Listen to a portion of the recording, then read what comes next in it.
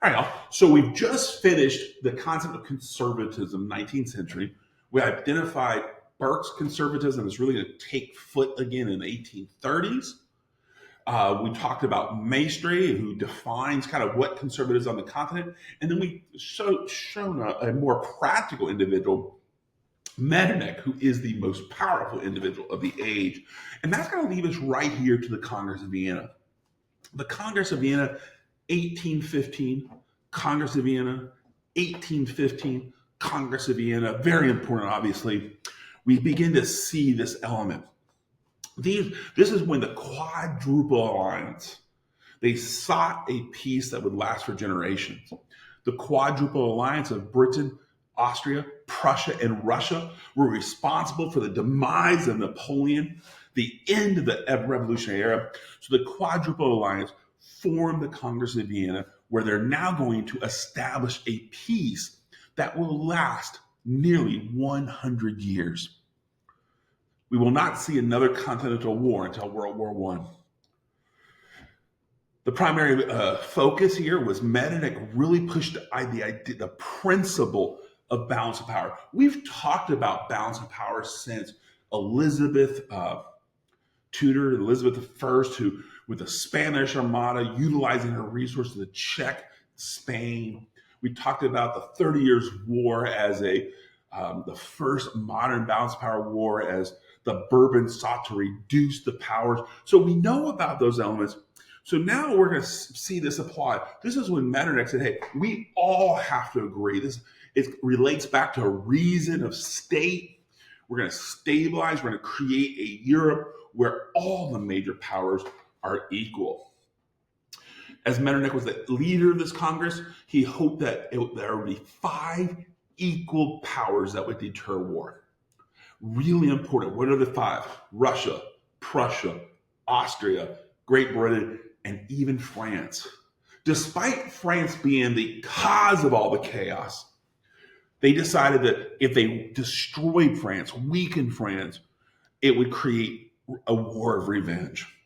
So now all of a sudden, all 5 of these countries are going to be represented by a czar in Russia, a king of Austria, the king of Prussia, and a very powerful minister named Lord Castlereagh of England. And then we have a Talleyrand from France.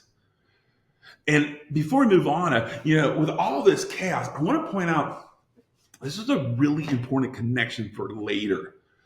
As the Russian army had destroyed France, the French Grand Army through winter and other elements, it was a huge force, and it's going to occupy most of Eastern Europe.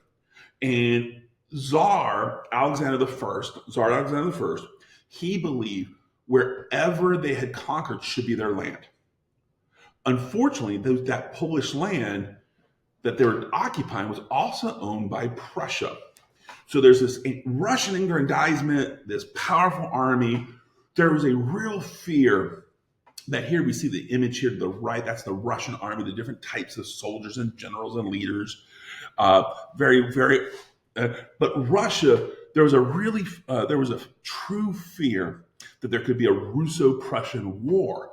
So that is going to be part of it. That's actually what kind of puts France in a position of leadership to help balance that out. But with that said, the Congress of Vienna, the Quadruple Alliance is going to invite France. They're going to negotiate the end of this war, and the primary goal is balance of power. And this is the first time that's officially used. What is Metternich's balance of power? Well, France, number one. We want to restore pre-1789 France, the pre-1789 border. We want the Bourbons there. Louis XVIII, as you already know, is the new monarch. Boom. France is still powerful. To prevent France from aggrandizement or increasing, they created 3 buffer states or expanded states. Number one, the Kingdom of the Netherlands would incorporate all of those countries, including what's going to become Belgium. So now it's going to be the Dutch-dominated all of those Low Countries will become part of a single, so that it could prevent northern encroachment from France. Prussia gained significant land along that Franco-German border, the Rhine River, sometimes called the Ruhr Valley. That's really going to muscle up there. So France, if they tried to invade the German Confederation, Prussia's there to stop them. And there's a new kingdom here called the Kingdom of Piedmont. It's the most powerful northern Italian state, and it's going to be strengthened to act as a buffer to prevent French invasion of Italy. So really, these are, again, buffer states, Netherlands, Prussia, and Piedmont. That's really going to establish a barrier for French aggrandizement. And they're also going to talk about this balance of power. There's a principle of compensation, especially with Prussia. Prussia and Austria lose lots of land here. So what do we see here? For example, Prussia, who lost key Polish lands to Russia, they're going to be compensated with that land along the Rhine River.